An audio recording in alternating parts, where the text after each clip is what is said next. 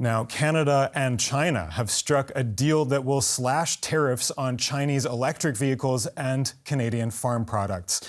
Canadian Prime Minister Mark Carney and China's Xi Jinping announced the preliminary agreement after talks in Beijing. Both countries promised to tear down trade barriers and forge new strategic ties. It comes as Canada seeks alternative partnerships amid tensions with the United States, its traditional trading partner. And we're joined by Carlo Dade. He's the Director of International Policy and the new North America Initiative at the University of Calgary in Canada. Carlo, Prime Minister Carney said the relationship with China is more predictable than Canada's relationship with the U.S., but he stressed that the U.S. relationship is still much deeper. Is that how Canadians feel at this point?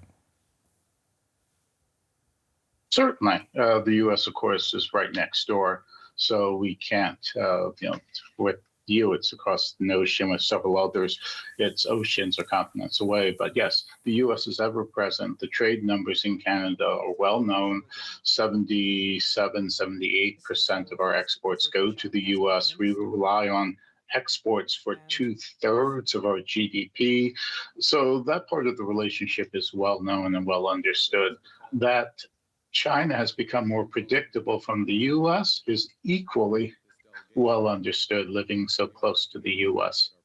So with Carney seeking stronger trading relationship with China, but still emphasizing the depth of Canada's relationship with the U.S., is he trying to avoid another escalation with President Trump?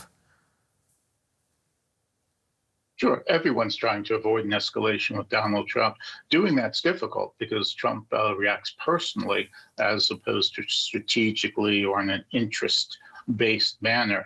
But with China, we've learned several important lessons here in Canada.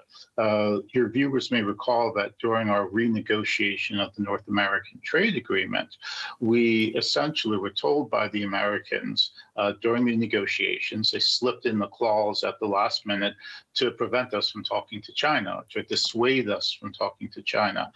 5 minutes after that agreement was signed, we saw the U.S. turn around and sign its own Phase 1 agreement with China that for us in Western Canada threatened to take market share from us. So we've learned some hard lessons over the years about how to balance China and the U.S. and U.S. threats versus the reality of what the U.S. delivers on the either end. Neither is certain, but we're getting smarter about how to manage that uncertainty.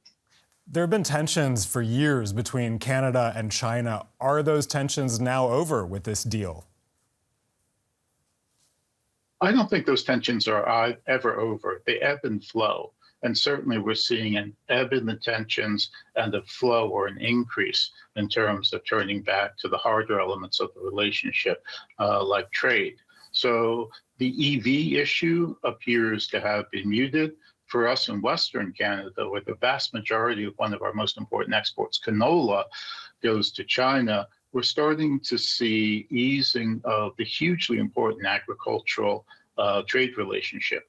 I think 1 or 2% of our overall trade is with China, but when it comes to ag, that figure pops up to 12, 15%, depending on the year. And energy equally. We've lost the clean energy market in the U.S. with this administration. If we want to advance on clean energy, clean technologies, well then working with China becomes even more important because the U.S. has taken itself out of the game. Carlo Dade at the University of Calgary, thanks for talking to us. My pleasure.